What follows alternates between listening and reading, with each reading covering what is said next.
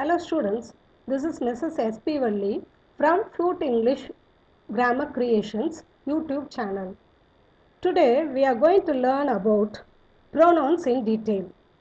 This video will be very useful to improve your spoken English. 10th standard state board students will also be much benefited as you get a very clear explanation to the pronoun chart given in your English reader page number 143. Let us go now. If you are a beginner, just look at the picture. This is a girl. I have named her Pinky. The proper noun Pinky is repeated thrice. To avoid repetition, we use pronouns. Let me replace the underlined words with pronouns. The girl's name is Pinky. She is beautiful. She has a bunch of flowers. They are lovely. She wears a double ponytail. They are short. Therefore, she is the pronoun for Pinky. They is the pronoun for flowers or ponytails. Pro means for. What is a pronoun? A pronoun is a word that stands for a noun. Therefore, grammatical categories of pronouns is just a replica of the nouns which is already taught in previous video, Unit 2, Nouns in Detail. Here we are going to see person, gender, number, kinds and functions of pronoun.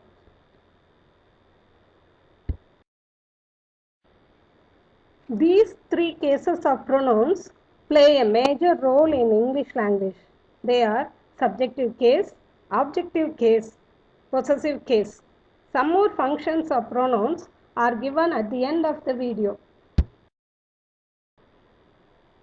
Let us learn nominative case. Nominative case is nothing but pronouns that are used as subject in a sentence. What is a subject? A person or thing described is a subject. Here, software engineer is the subject and it is a noun. Therefore, I, you, we, he, she, it, they are all pronouns in subjective case. He is a software engineer. She is a software engineer. The pronoun you is used for both numbers, that is singular and plural. You are a software engineer. You are software engineers. The second function is subjective case. The subject does the action, whereas the object is the receiver. What is an object? An object is also a noun or pronoun and it comes next to the verb. In the first sentence, Captain is the subject and he gave instructions. Who received the instructions? The football players. Therefore, them is used in the objective case. Similarly, the pronouns me, him, you, us also refer to the football players. But the pronoun it refers to the ball. The sentences 1, 2, 5, 6 have two objects. The pronoun is indirect object and the other one is direct object. In the sentence, the three players followed him. Him is considered as object. The third one is possessive case. If we own a thing, we say that as possession in grammar. For example, if I have a car or own a car, then we can say my car or mine. Therefore, mine, his, hers, yours, ours, theirs, its are all called possessive pronouns. Look at the first sentence.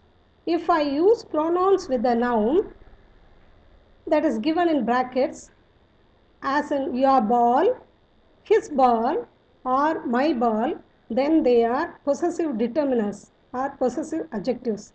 Therefore, its mouth is a possessive adjective, not a possessive pronoun. This slide has listed you the kinds of pronouns. The fifth kind is possessive pronouns and we have already discussed it. I have also included one more kind, that is exclamatory pronoun, at the end of the slide. Let us continue with the kinds of pronouns. The very important kind is personal pronouns. The beginners should know about person, number and gender of pronouns. The first person is I, that refers to the speaker. The second person, you, is the one to whom we speak.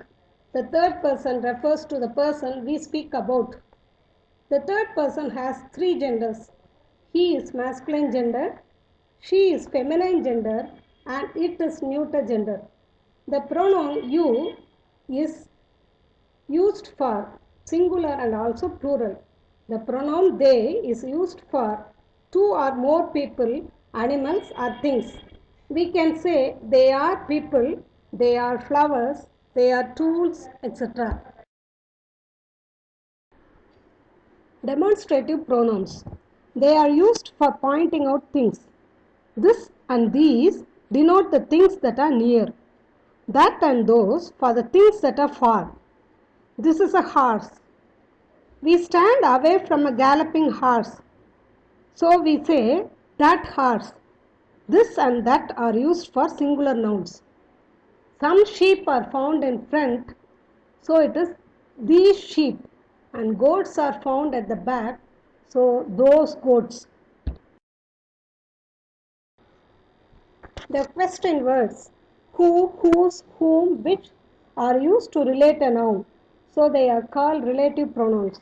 They can also stand alone as a subject or object of a sentence. For example, in the first sentence, MS Dhoni is the noun and who is the relative pronoun. We can split the sentence into two. MS Dhoni is an Indian cricketer. He loves his daughter. We use who, whose, whom for person, which and that for animals, things, etc. What is the other name for interrogative? Interrogative means question. The highlighted words are interrogative pronouns. The answer to this question is always a noun. Let us try for the answers. What do you want to buy? Toys. Which is your favorite item? Chocolate. Whose son is he? Mr. S.P. Ayyappan's son Kasi. Reflexive pronoun reflects the subject. It ends with self and plural form with selves. Look at the monkey in the picture. The mirror reflects the monkey. That is, the monkey is looking at itself in the mirror. You know, when I have succeeded, I never expect others to congratulate me. I congratulate myself. He appreciated himself. She praised herself. Relative pronouns function as object of the sentence. Here, subject and object refer to the same person. The other name for intensive pronoun is emphatic pronoun. It emphasizes the preceding noun or pronoun. For example, if I ask who composed this music, I myself composed this music. The intensive pronoun myself emphasizes the idea I only did this and nobody else. No one helped Samson. He himself killed the cruel lion. Even if emphatic pronouns are removed, it does not affect the meaning of the sentence, but it is not so in the usage of reflexive pronouns. The indefinite pronouns are plenty in number. I have given a few examples. They do not refer to a specific person or thing. It is somebody, everybody, nobody, something, everything, anything, none, etc. In sentence 5, the word one is used as a subject. So it is an indefinite pronoun. Possessive form is one's business. One should mind one's business. If he is used as a subject here, then the sentence will be he should mind his business. Reciprocal pronouns. Here the actions or feelings are reciprocated. The words used here are only two. They are each other and one another. This picture is Songkran or water festival celebrated by Thai people. They welcome the beginning of the new year on 13th of April. How do they celebrate? Brother and sister pelt each other with water balloons. Thai people shoot one another with water guns. When we leave the place, we say goodbye to each other. She and he are waving to each other. The word distributive itself gives us the idea that something is distributed, issued, or circulated. The distributive pronouns are used as a subject or object of the sentence. Nowadays, the government distributes laptop to all the higher secondary students. Each of the girls was given a laptop, or each one was given a laptop, or each girl was given a laptop, or either he or she was given a laptop. Remember, the distributive pronouns always take singular verb. An exclamatory pronoun expresses surprise or sudden feeling. An exclamatory mark must be used here. Suppose if your friend says something unusual, you may exclaim or question her. What? Did you meet our PM? What? I don't believe that. We have already learned 3 functions of pronouns. Some more functions of pronouns are given here with the examples.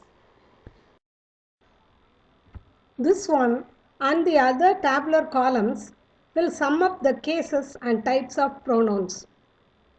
Thank you for listening. Do the follow-up activity and wait for the next video.